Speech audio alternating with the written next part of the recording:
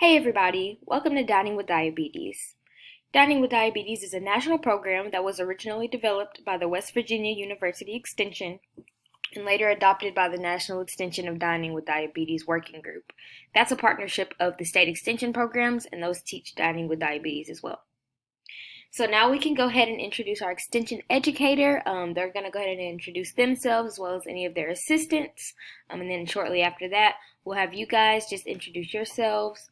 And if you feel comfortable sharing, just give us a little story on your diabetes experience and how long you've had diabetes.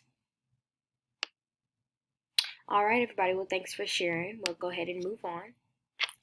So here's our program sessions. Today will be the first session, but we will be meeting for 4 weeks with a 3-month follow-up class, which is optional.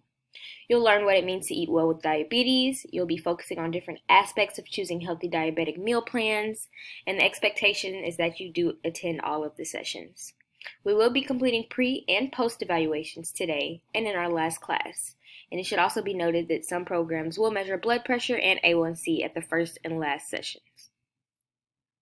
This program is not intended to provide individual prescriptions for diabetic meal planning, nor is it intended to replace diabetes education furnished by qualified healthcare professionals such as your doctor or a certified diabetes educator.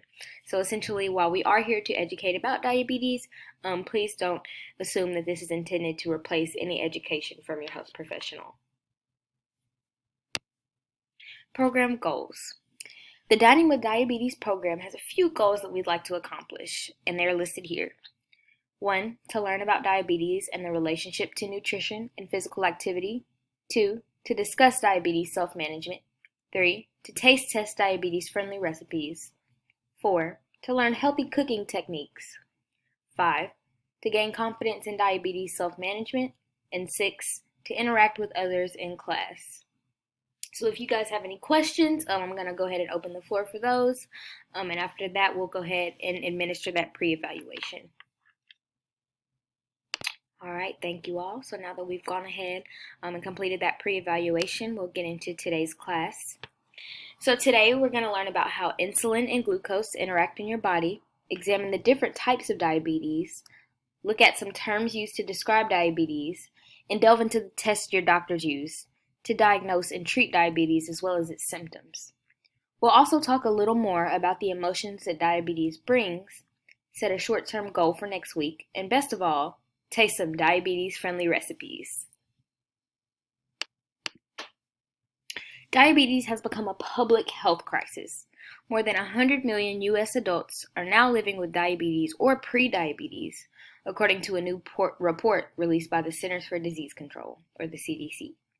The report finds that as of 2015, 30.3 million Americans, or 9.4% of the U.S. population, now have diabetes as of July 18, 2017.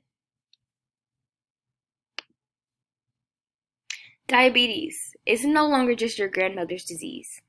So many people in our country have been diagnosed with diabetes. Some of you may remember an insulin bottle sitting on the shelf in the refrigerator if one of your relatives had diabetes. You may have thought that many or only old people had diabetes, but now that many of us have friends, colleagues, and relatives who have diabetes, and they are not necessarily older adults. Diabetes can be a heavy burden financially, medically, and emotionally for the person with diabetes, but also for families and the healthcare system.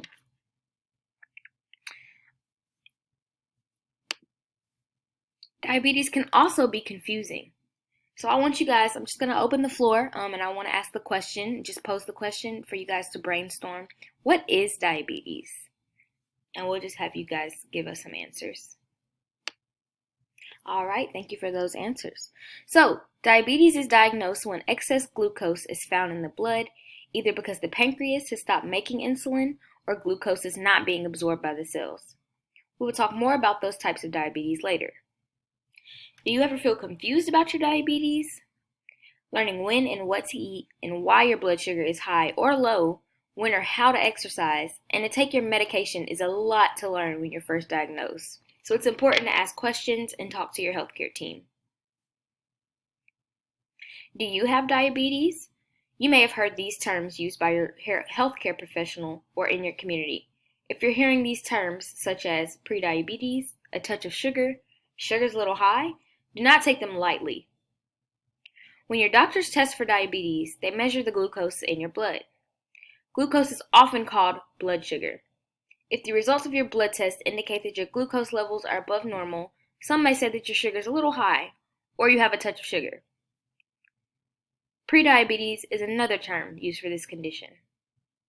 If your healthcare provider uses these terms, ask for an explanation of what the terms mean for you. You may be able to bring your blood glucose, or sugar, to normal levels through eating habits, increased exercise, or weight loss. You may develop type 1 or type 2 diabetes down the road, but attention to healthy habits can delay the need for medication and treatment. If you have diabetes, you can control your blood glucose through a balance of diet, exercises, and medication.